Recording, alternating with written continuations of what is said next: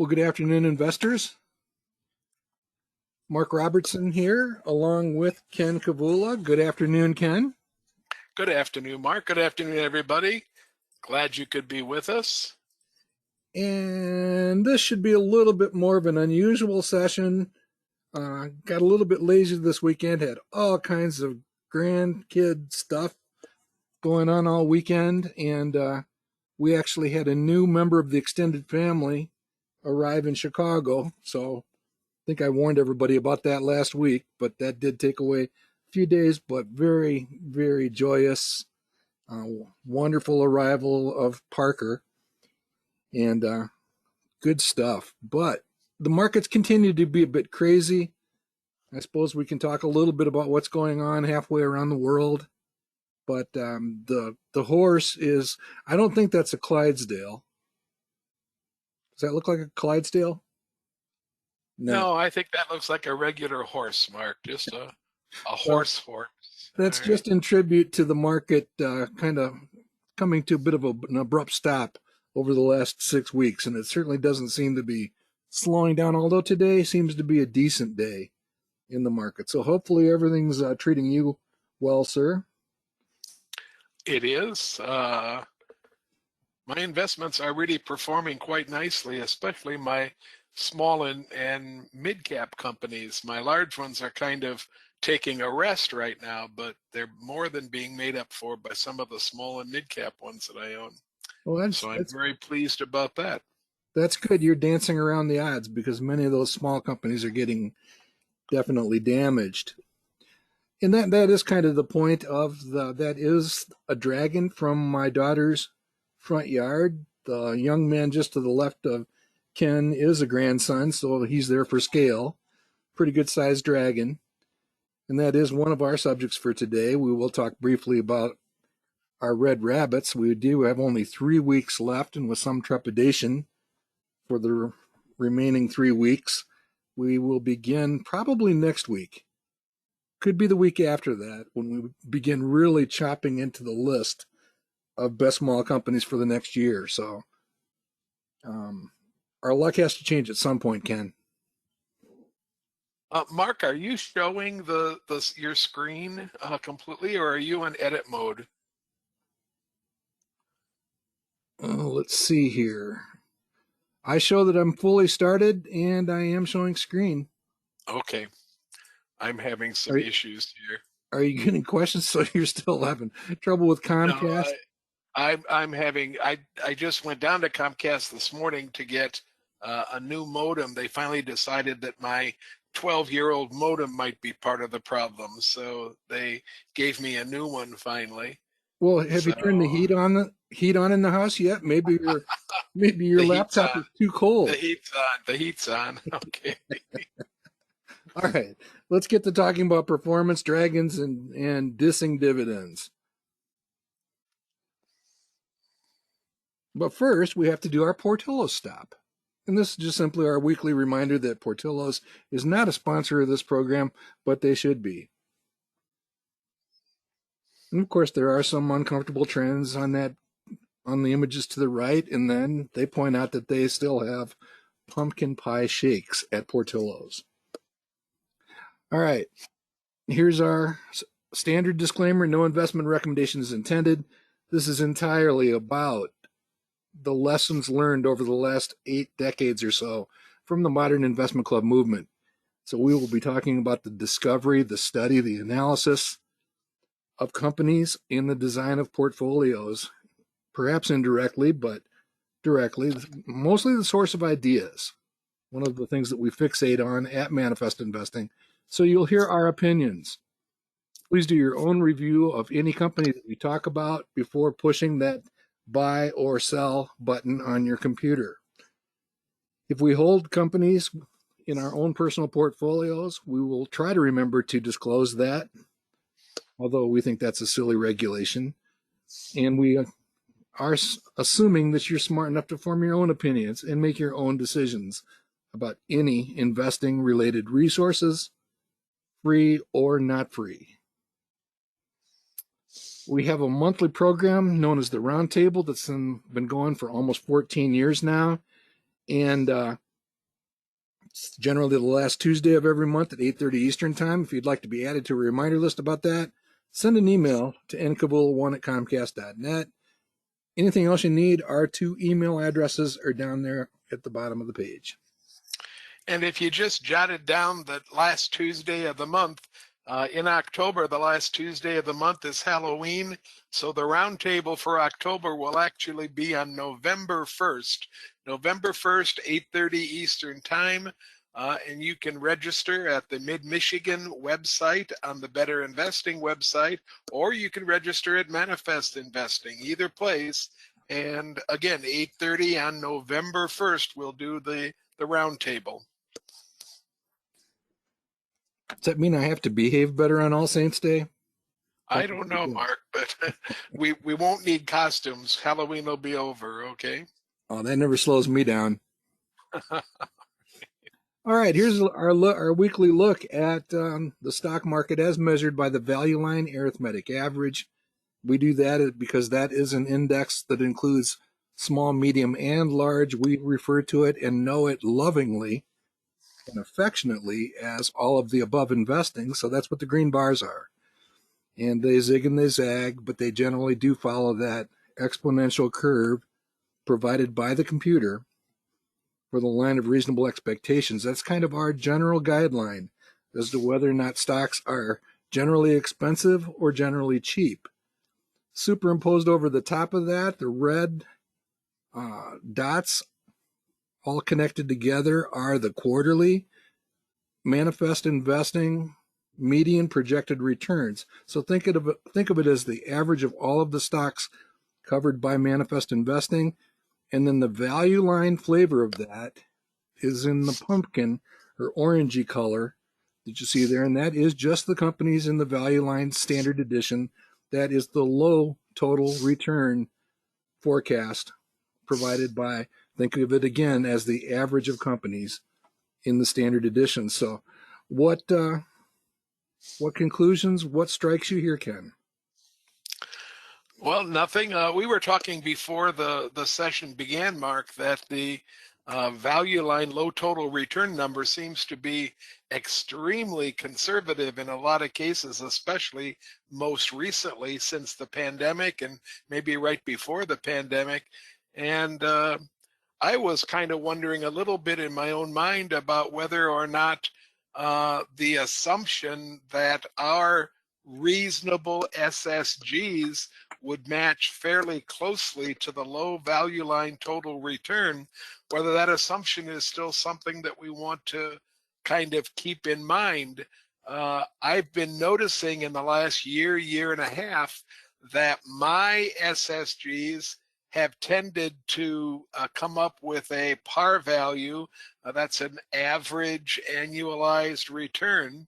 A par value that's higher than the value line low number, but lower than the value line high number, somewhere kind of in between. That's where I would like it to be. And I'm wondering if our expectations that the low is telling us something, maybe value line has either with cause, or maybe it's just happening that they're becoming a little bit more conservative at the low side. Yeah, it's something I do think we want to take a little bit closer look at. I do wonder, and I think we've talked about this before, during this period of exuberance, and it was largely unexpected. It did appear that they got a little more conservative. Keep in mind that the samples here are not the same. The MyPar number includes a much larger number of small and medium-sized companies. So it's a little bit different in terms of the samples. And again, keep in mind that when we go back many years, we were always kind of intrigued. It kind of started breaking down somewhere around here, that the actual returns we observed actually lined up very closely with the value line low total return index. And we probably should do a little bit of an assessment. The other thing that I would point out is that The red dots on here include what is typically a little more exuberance from the analyst consensus compared to the value line analyst. So that's got a little bit of, that's some of the bias. Some of the other bias is just simply the larger component of smaller companies is kind of driving that up a little bit. But I don't know, just kind of interesting. I think you can make the case uh, without squinting too much that they do track each other pretty well. And I still think Value Line is a valuable source, Mark, for giving you a ballpark in which to validate your own analysis or validate your own thoughts about a stock. I still think the low and the high are extremely useful numbers, and I think Value Line does a pretty decent job of pinning the actual value within those two numbers. So I'm not going to give up on Value Line. I'm just maybe starting to think that the low isn't my target number. Maybe a third of the way up from the low to the high. Maybe that's my target number. Yeah, and that's kind of the way I operate. I always got increasingly uncomfortable with a stock study if it drifted too far from the value line, low total return. But now actually we'll give it a little bit of run room.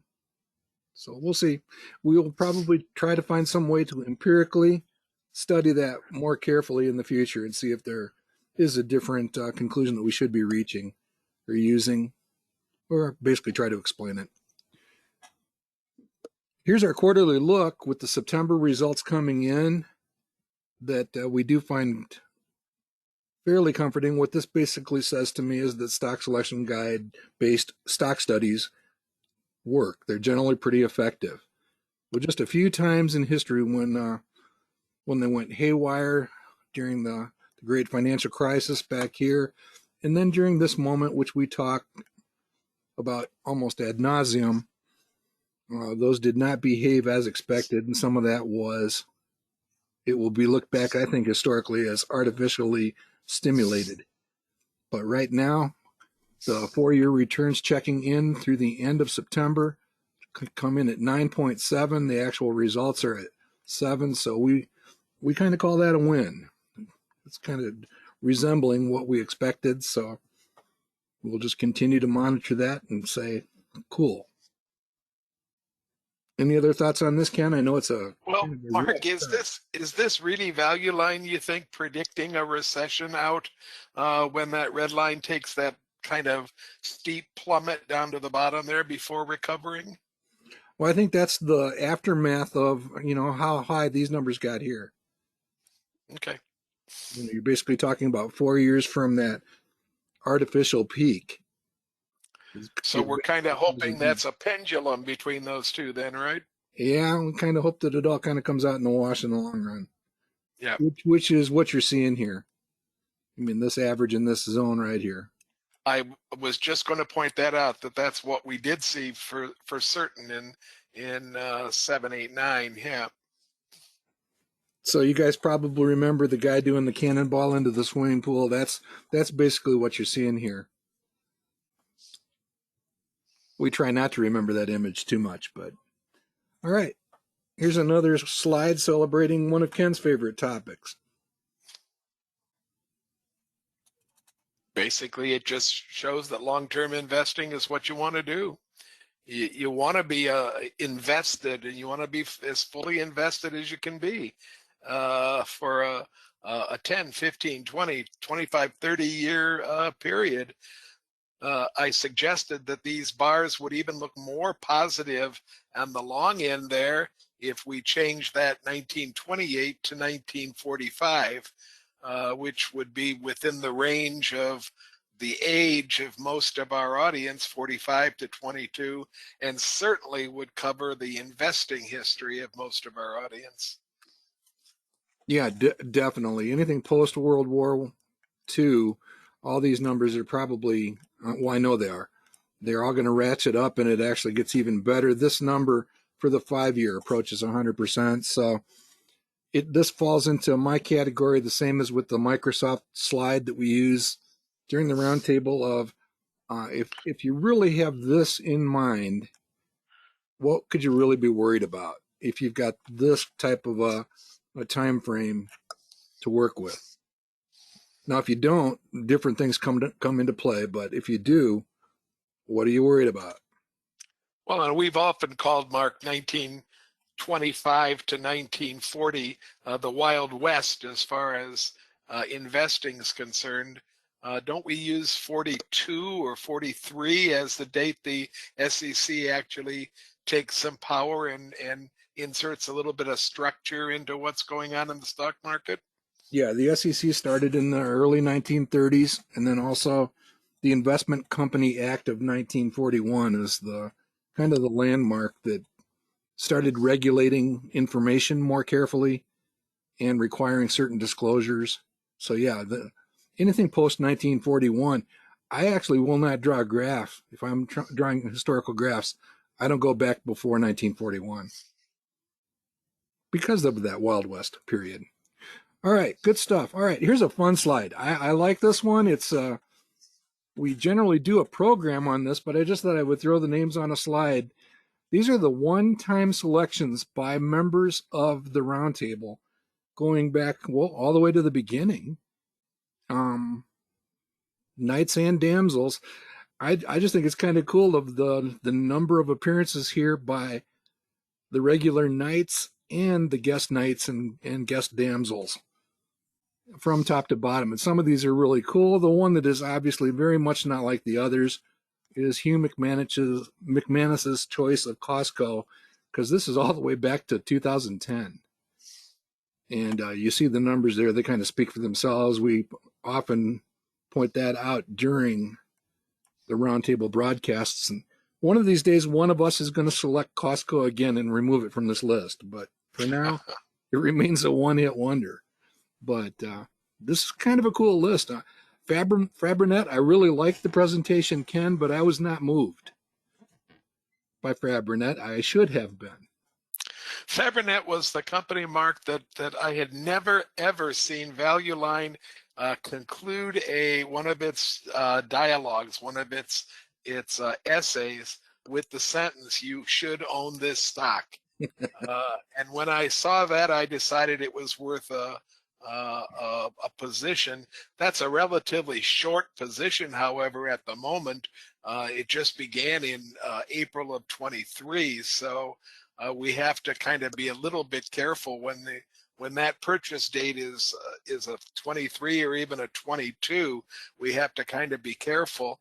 And then, Mark, I'm getting a question about the green numbers in the annualized total return.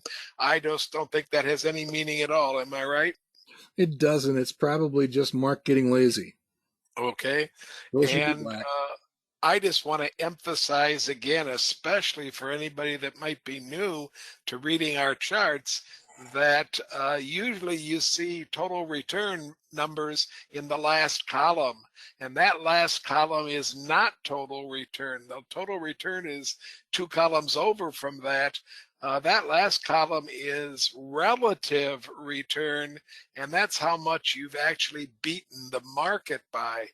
So when you see a 12, that's an exceptional company. When you see even a 3 or a 4 or a 5, that's a great company if it's beating the market by that many points. And then again, the number of years becomes kind of important to you. How many years has it happened? So you have Costco beating the market by 9% for 13 years. Pretty good company to have owned for a long time. Yeah, and $1,000. Every one of these is $1,000 originally invested. So you can do the math. That means that's an $11,339 gain as of September 27th.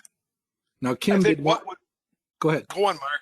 I Okay, I was think going to what point would out be on Kim's behalf that Lockheed Martin has probably moved up this chart thanks to the event in the absolutely, Middle yeah. East. Mark, I think for the roundtable coming up for the November 1st roundtable, I think it might be a decent chart if we screened out anything newer than 18 months and say what the list looked like, then I still think we'd have some great stocks on there. Maybe numbers that weren't quite as high, but again, when I say 3, 4, 5% relative return is an exceptional stock, that's what we're looking for when we invest. Yeah, and for purposes of people who are scratching their heads over any of this or want to dig deeper, anytime the holding period is less than a year, we use just a simple total return. And anytime it's more than 1 year, greater than one, the returns are annualized for both the market and for the individual positions. So now I am going to make my plea here that these are all situations that were not seconded by the audience. So if you're out there in the audience, I'm thinking maybe you should feel a little bit guilty about not liking some of my ideas here. You're talking to the wall, Mark. You gotta make this point with the audience that's voting, okay? All right. Well, maybe we bring it back and I do a little bit more campaigning. All right. Oh well. All right. We'll keep moving on. All right. Here's just an observation about the housing market. Matt Spielman continues to publish about the challenges facing and opportunities to invest that are in the housing market. And I just thought this was kind of interesting. This is a couple blocks down from where we were staying this weekend while we were not in labor and delivery. And they clearly haven't picked up the mail in a while. So I think it's indicative of the situation with real estate. All right. And that was not a commercial for them. In fact, I don't know. I'm not even sure the answer to the phone if anybody wants to try it. Phone numbers are on there. All right. Let's talk just a little bit about this one because we're seeing these dark, nasty looking curves. Very scary. And this kind of beckons to the dragon's theme. Sometimes when I can still go back, this goes back probably 20 years, and remember a speech by David Gardner. He and I were at this conference together and got to spend a lot of time with him. And he gave a presentation that basically talked about there are going to be dark days in the stock market. And he was presenting to a fairly young audience, and he just enthralled them with this notion of how medieval map makers would use dragons on the edge to say, hey, it's a little uncertain here, a little bit, undiscovered, a little bit more uncomfortable, and they would actually put dragons on the maps. So I've never forgotten that keynote speech, and I think we're kind of in one of those moments here, and I think the graph on the right really has got me scratching my head a little bit because you're basically looking at my entire, at least working career, if not investing career, on this page. And I've never had to actually deal with a situation where that's the 10-year yield on treasuries has actually breached that long-term trend line. So interest rates have basically been declining for almost as long as I've been an investor. And I don't know if that portends or requires, or if it would be prudent to think about things a little bit differently. I will flat out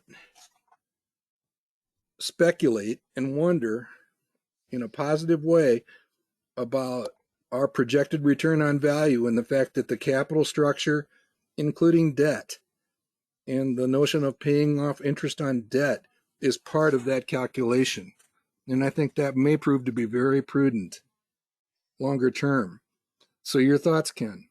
Yeah, what I'd like folks to do is to listen carefully when they're watching Talking Heads and listen to how many times they talk about average interest rates for long-term bonds. And then I defy anybody to tell me what the average is that is reasonable on this blue graph. Where do you put a horizontal line? I know you can add them all together and divide by how many you have and get an arithmetic average, but where is the psychological average? Where is the true place where interest rates are fair, if you will? And I would challenge anybody to tell me what that number is. We've obviously been spoiled from 87 down to 2022 with those lower and lower and lower interest rates. But maybe there's a cycle there somewhere that we haven't picked up on, or maybe the average is 6%, or maybe it's 5%, or maybe it's 8%. I think we could make a good case for a lot of those numbers. In other words, be wary when you hear the number coming from somebody that's basing their entire stock or bond argument on, quote, average interest rates. I don't think they can be called. Yeah, and I think that if you really look at the range long term, you probably are looking at 4 to 5% being fairly normal. It's just that we have not been there in over 10 years, and certainly you can go all the way back to 20, 25 years that we've been operating at that level or below. So it's just is it a different consideration? Are we now at a point, and this is a rhetorical question, I don't have an answer. Are we now at the point where we actually will see impact on PE ratios because of higher interest rates? And it's something that we've talked about for decades, and it's never come back to be something that we could actually witness. Could we witness it again?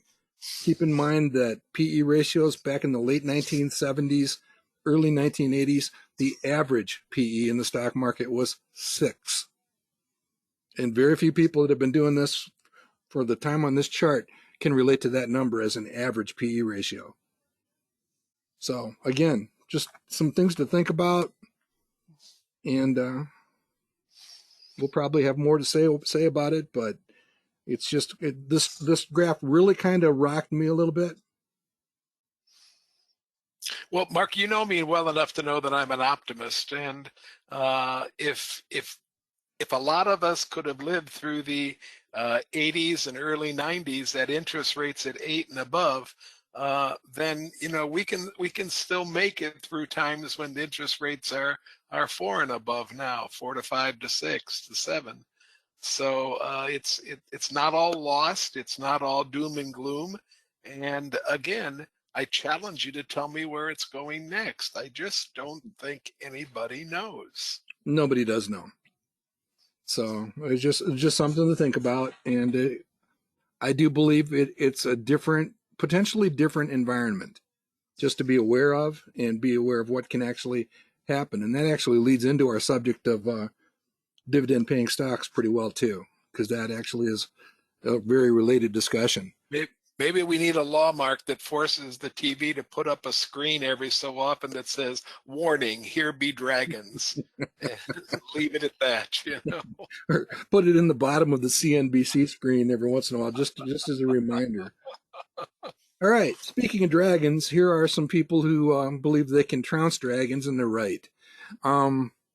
Nick and Ann continue to duke it out at the top of the list, but there's a pretty solid cast of characters in contention there, including, and I just love this, I mean, the fact that you have this number of, the ones in bold are groups known as investment clubs.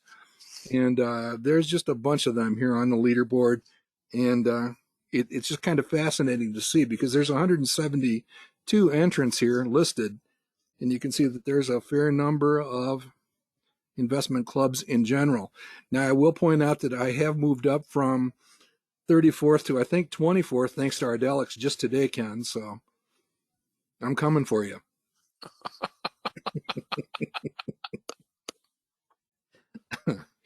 The other thing that's really wild, and I just, again, talk about things you can't understand or explain, the spread between those two continues to increase.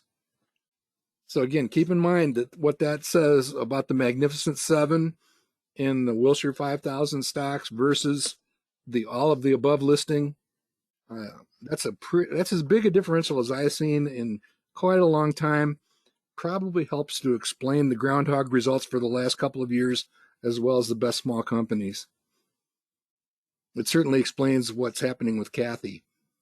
in her very assertive style of investing. I'm very interested, Mark. Do you know what moved Heather Braun, Fritz's wife, up from 13th up to 4th place? What stock moved it? I don't know for sure, but I know it was not Ardelyx because that was the first thing I checked. Let me let's go ahead and take a quick look. Give you guys a sneak peek behind the scenes here. This is a very, very large spreadsheet. So let's see what's in Heather's portfolio. So she's got the Chinese battery maker, BYD, Google, Tesla, had a couple of good days. Oh, there it is, Lululemon, doing pretty well here lately. Okay. And DLHC, we'd have to look that one up. Does that ring a bell? No, not at all. Let's see what it is. See what's causing Heather to... DLH Holdings, is that Duluth? Oh, that's a good study. Somebody brought that to my attention not too long ago. It's probably a company a lot like, remember the company that did all the government programming, Ken? Yeah. You know which one I'm talking about. A few years ago. Yeah, it starts with an M. I'm not going to, it's not Massimo, but there's a company, Maximus? it's not good. Maximus, that's it. So this is probably somewhat similar. And they've actually had quite an uptick. You can see here up just today from 12 to 14. Good stuff. Okay, we'll jump back to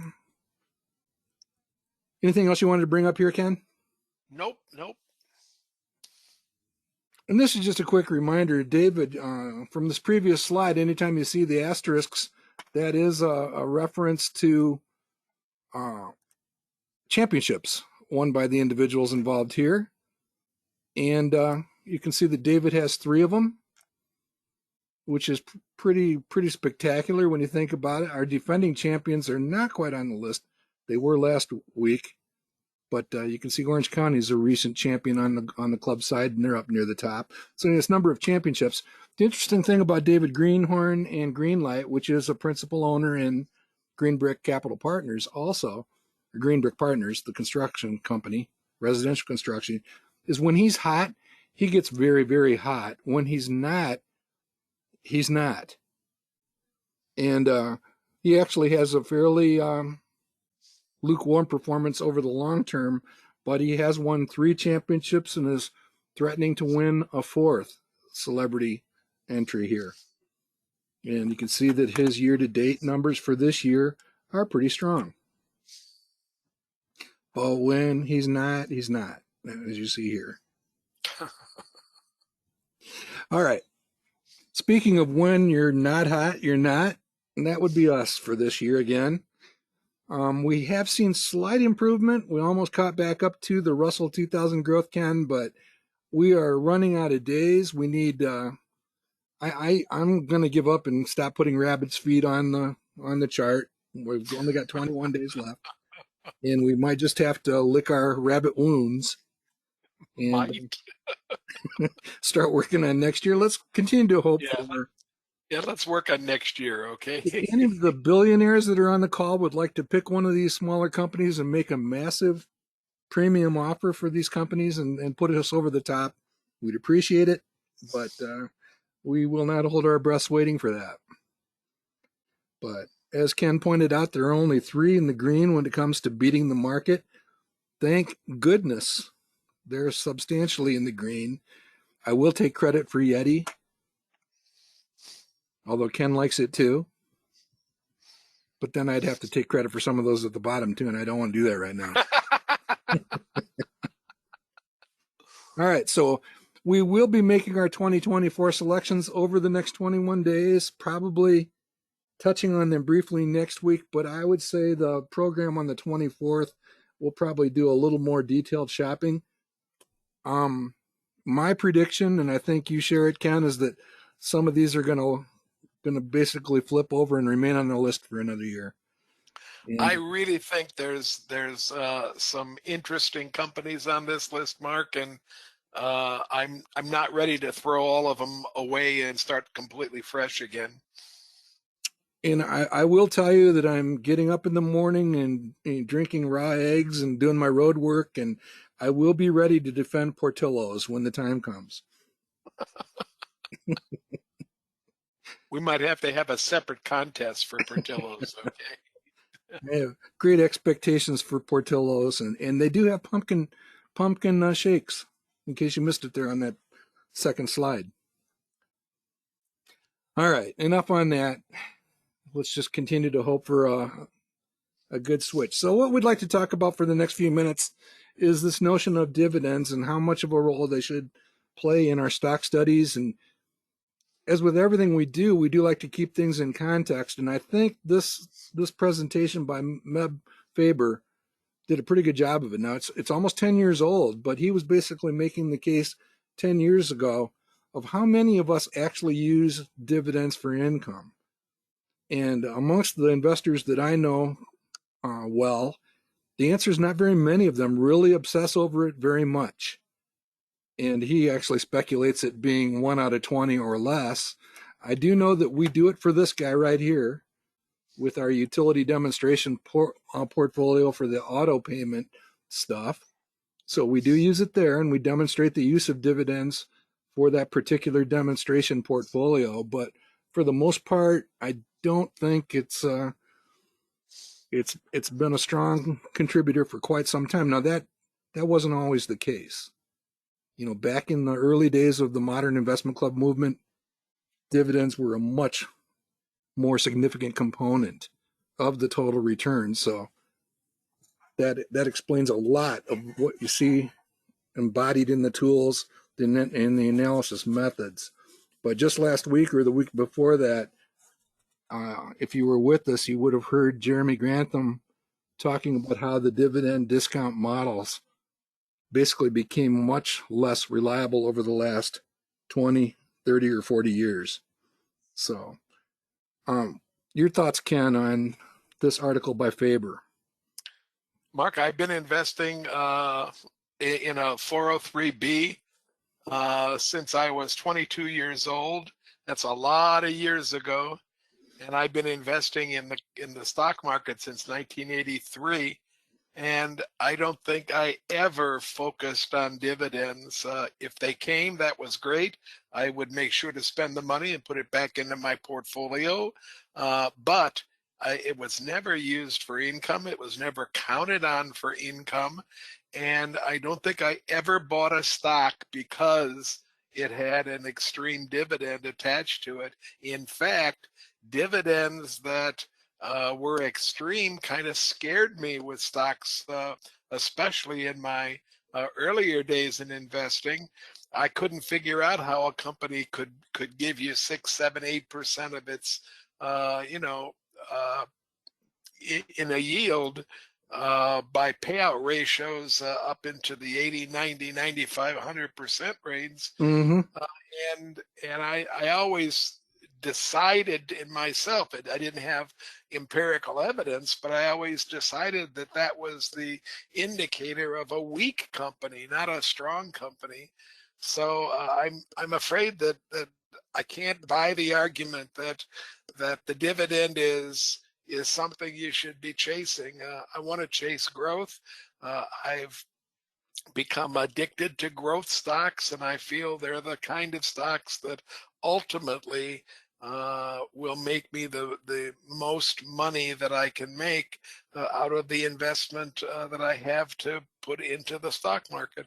Sure, and I think Faber makes a pretty strong point where he goes back and he talks about the Pepsi versus Coke challenge. He actually details how it led Coke down probably the wrong path back in the mid 1980s. And he talks about the brokerage commercials back from the 1990s, but he makes a connection between dividends and brand, and how sometimes that can get you stuck probably in a place you don't want to be necessarily. A week ago, we talked about a bit of a challenge, academic / intellectual challenge to question the international component of recommended investing, coming from many of the money managers and asset allocators out there. This week, we're just basically saying today's dividends are not your grandfather's dividends. And you just simply accept that and search for the right context. Here's the actual article. And you can find that online in Faber's blog. And here's just a couple of fun facts from the Faber article. I'm not going to read the whole thing to you, but basically it says that income stocks, dividend stocks in general, have underperformed the market for quite some time. And again, with today's situation, we were just talking about this, the potential headwind of rising interest rates, that can actually be quite a negative for some dividend paying stocks. And in other cases, if we do have economic disruption, they can be havens. So you want to make sure you do keep it appropriately in context, have the right perspective, and separate this brand emotion and stick to the logic of what are we really talking about here. Any thoughts on this one, Ken? Well, I did listen to what I thought was an interesting conversation involving 3 or 4 of the CNBC analysts about dividend stocks. And the point was made continuously that they were not looking for stocks where the dividend just increased, but they were looking for stocks where the dividend yield actually increased. So going from $1 to $1.25 doesn't necessarily mean the yield did anything positive. Depends on what the earnings were. But if the yield goes from 1% to 1.2% and then continues to grow over a reasonable period of time, then those become the stocks that are more interesting, at least in the panel's mind and maybe to my mind as well. If they're growing that dividend as a percentage, there has to be a place where they reach something that becomes significant. But I can't define what significant is. I don't know if that's 2.5% or 5% yield or what it is. And I still think that I can match those returns with good, solid growth stocks. Mm-hmm. I think you make a great point, Ken. I think that we did a bunch of work a little over a year ago on Feraldi's stuff on life cycle expectations and mature companies and all that kind of stuff. I think when you're looking at those rising dividend yield companies, I think you're more likely to be sniffing around the sweet spot of the life cycle curve. And that's probably got a lot to do with it. You just have, it can be a great time to be involved in the ownership of a company. So one of the reasons that this subject came up is I had attended a couple of investment club meetings recently, and one of the investment clubs actually had a rule that a stock had to be a dividend paying stock to be considered for a stock study. And I disagree with that. I just flat out disagree with that. I think they should always be included, but they should not exclude anything. A good blend, a prudent blend is always a better idea. And frankly, the fact that a company pays a dividend doesn't necessarily guarantee stability. In fact, sometimes it can be a sign of stagnation. Just some of the things to keep in mind. So really, I think the message for me, Ken, is it really is the total return that matters. It's the section 5 of your stock study where you establish the expected total return, which is a combination of the capital appreciation and the dividend yield. And I don't think either one of those two should exclude the other. And as we'll show here in a minute, it's probably a good idea. Any thoughts on this? Mark, our buddy Kevin has his hand in the air, and I'm going to unmute him. He's going to have to unmute himself because he's self-muted. And go ahead, Kevin. Yeah, as you guys were talking about the yield and stuff like that, I'm always struck by, if you look at the Value Line Summary and Index, their weekly one that came out, and I'm looking at this week's from October 13th. and they have, these set screens that they put out every week. One is the high, I'm looking at page 32. It's the highest dividend yielding stocks based on their year ahead dividends. And so they sort it by the estimated yield. And if you look at it, they have like 10 of them that have yields over 10%. And again, if you look at them, their safety rankings are usually pretty crummy to begin with, or they have non-meaningful PE ratios, which means they're really, really high, or they're extremely low. There's nothing that's sort of in the middle. And it gets back to what you were saying, Ken, that it's just really, when something is almost too good to be true, it probably is. And the same can be said if you also look at they also have another one that I've fished at a few times and have been successful. It's the ones that have let me see. I'm looking at it right now. It's one of these that talks about all the great their projected returns going forward using their methodology, and most of them tend to really have they're not really solid companies. Their safety's off, or their financial strength are lower numbers. So it's sort of like a buyer beware. That was all I wanted to add to it. That's our audience is able to give us some counter examples and some backup material too, Mark. Len makes the point that in 2020, Exxon stock was so hammered that its dividend reached 10% of the share price. But today, it's only about 3.3%. Exxon stock was below 30, and today it's above 110. So there's a counterexample with a big dividend from a mega cap company that ended up being safe and ended up being something that you could buy into and have a pretty good return from. Matt Spielman, on the other hand, makes the point that in September 2001, Enron paid a dividend and then went bankrupt in December 2001. So did Kmart, as I remember very well. So we have examples and counter examples as we do in any good argument. I'm going to unmute Ann Manning here. And Ann, go ahead, Ann. Mark, I don't know if you and Ken are going to get to this in the presentation, but the other night I had a conversation with Matt Spellman and a lady in our chapter, Jennifer Birch, and it was about dividends.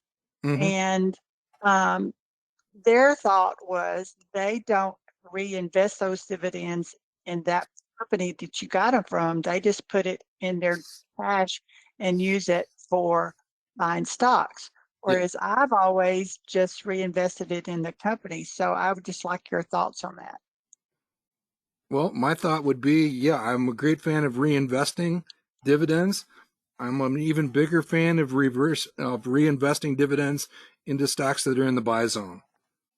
So I've okay. So you're saying you don't necessarily reinvest it into that company you got this dividend from. Yeah, we have in any clubs that I've been affiliated with over the last few decades, we never reinvested into the parent stock, if you want to think of it that way. Yeah, and I agree with Mark 100% on that, Ann. And I've done a couple of programs with Ann Cunez and with some of the other folks from headquarters where we've tried to find in better investing writings or in classes or where this idea that the dividend had to be reinvested in the stock that it came from.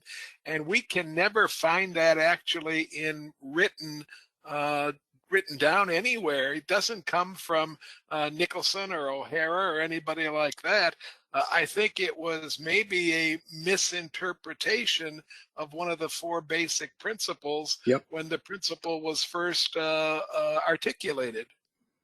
Yeah, because I've always done it back into the company because that was what I was originally told to do. And I didn't realize that most people weren't doing that. And that's easier. And in fact, it's kind of an outgrowth of the dividend reinvestment programs from a few years ago.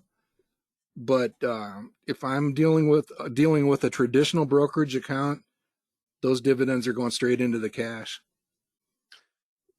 Sandy Castor out in the audience, Mark, is also making a point that it used to be low cost or free to reinvest the dividends right Yes. back into the company, and you could do that without paying a broker fee. And that's during the times that you and I both remember when brokerage fees were outrageously expensive. So that it's just not part of the orthodoxy, and I don't think that it's something that anybody calls for anybody to do anymore.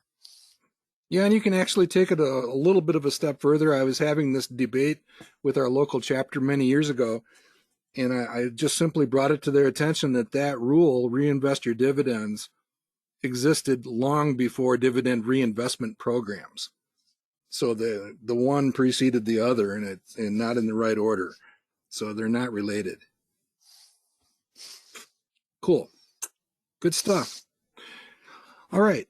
Both the Faber article and then a fairly recent article by Susan over at Morningstar recommended keeping this stuff in context also. And as Susan says, dividend stocks are the Tom Hanks of investing. Everyone seems to like them. You think about all the roles that Tom Hanks has had. What a beloved actor. And but when you put them in context, and this is where it gets a little bit touchy.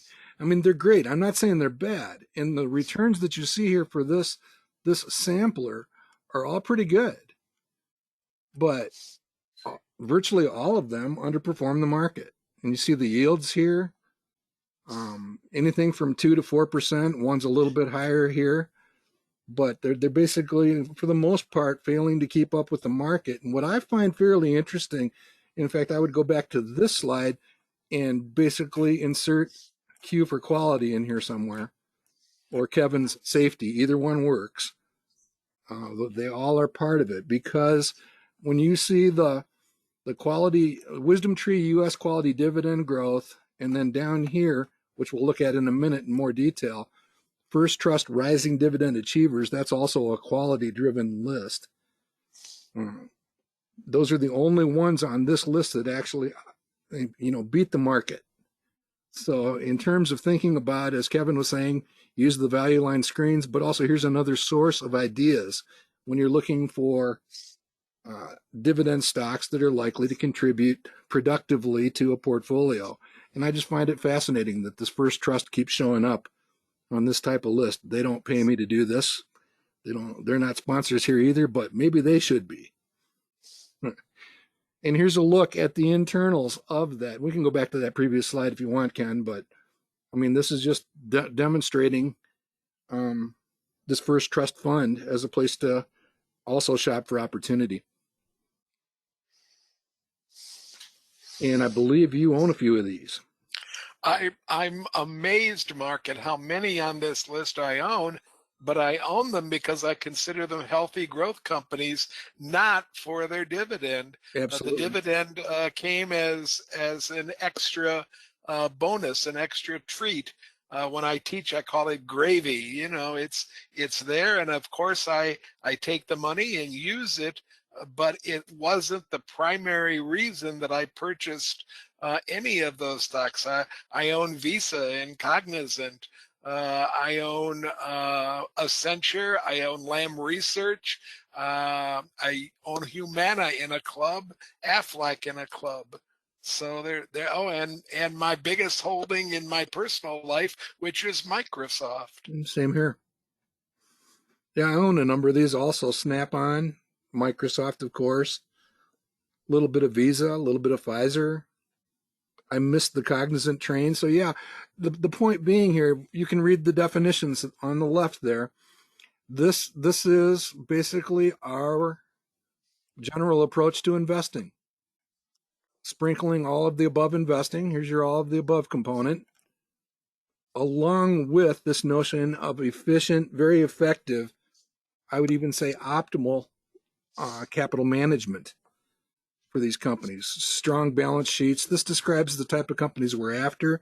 I think I'm officially adding this to our list of sources of ideas, Ken, beyond Brown Small Company. So RDVY if they become interested in a company, I want to know about it when they become interested, at least within a quarter. And the way that I'm going to use this list, Mark, because I am going to use this is one of the best lists I've seen in a long time. I'm going to use it from the point of view of there are a half dozen, maybe 8 companies on the list that I don't know anything about or I know very little about. It'd be a good idea, this list to start with. Okay, now I'm going to warn you about this one. It's a regional bank, Ken, so be careful. Okay. Make sure you go into that before you indulge in any adult beverages. All right. All right. Any other thoughts on the subject in general? And the Susan article is excellent too. Just nailing down this notion of, I find, oh, and one other point I wanted to make is again, this kind of doubles down on last week's theme, international dividend achievers. And I just want you to kind of dwell on those numbers. Again, I'm hard pressed to see maybe that situation changes in years ahead, but at least for now, it's kind of tough to justify a large international component. Good stuff. So rising dividends, quality matters, and make sure you keep in mind what the real components are. Here's just a quick summary of some of the thoughts, and they basically align with mine.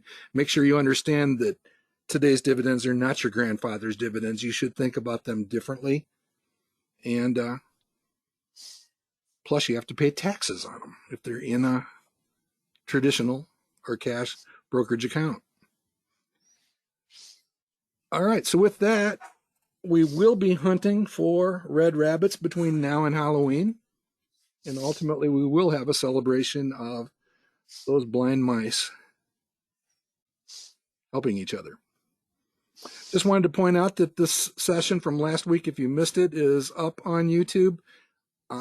Getting very solid feedback on it. One more time to thank Ty Hughes for an awesome contribution to that effort 1 week ago. And if you have somebody that is looking for formative thoughts, friends or family that are government employees and have access to the thrift savings plan, let them know that's out there on YouTube if they want to just get some thoughts from somebody who lives with it day to day as Ty does.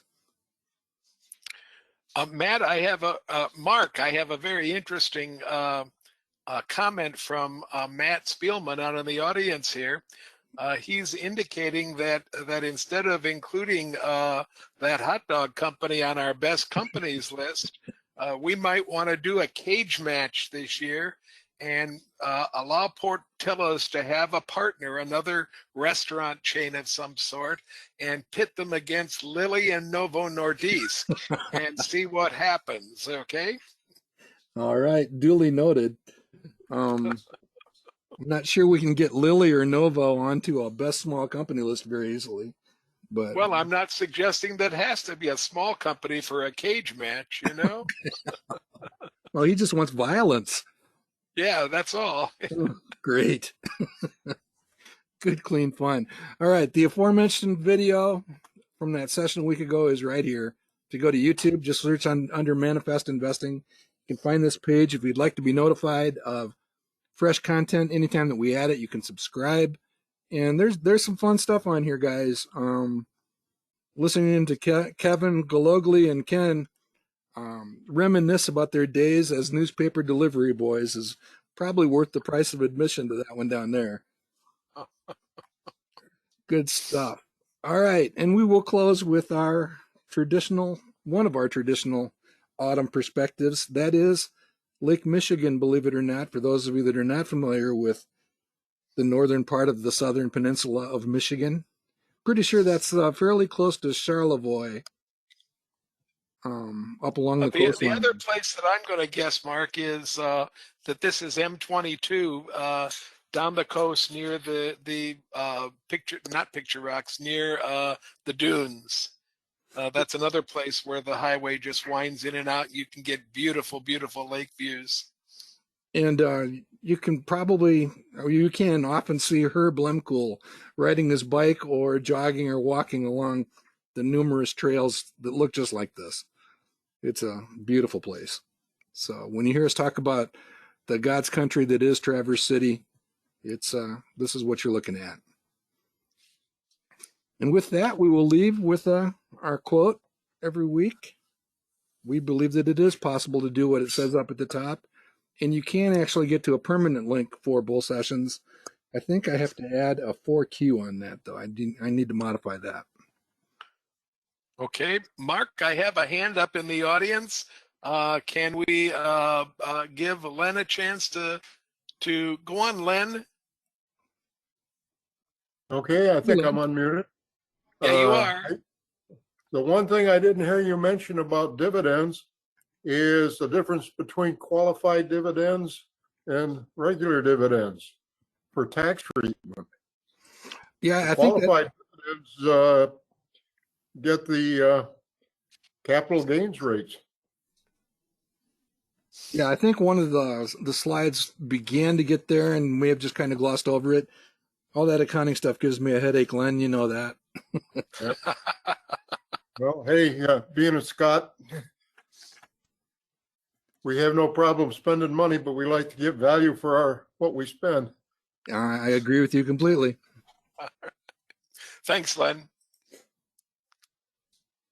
And with that, Mark, I've kept the questions pretty well up to date, and I will wish you the very best.